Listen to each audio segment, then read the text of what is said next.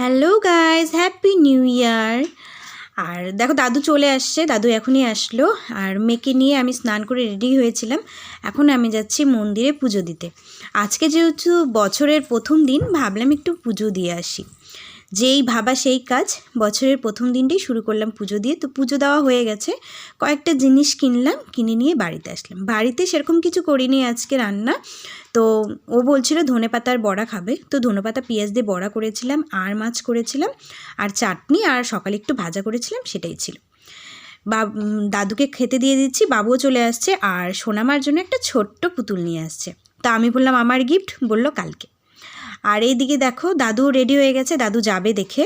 আর ওকে ভাত দিয়ে দিলাম, আমি এসে খেয়েছিলাম। আর বাড়িতে যেহেতু কাজ হচ্ছে, যার জন্য একটু ব্যস্তই আমরা।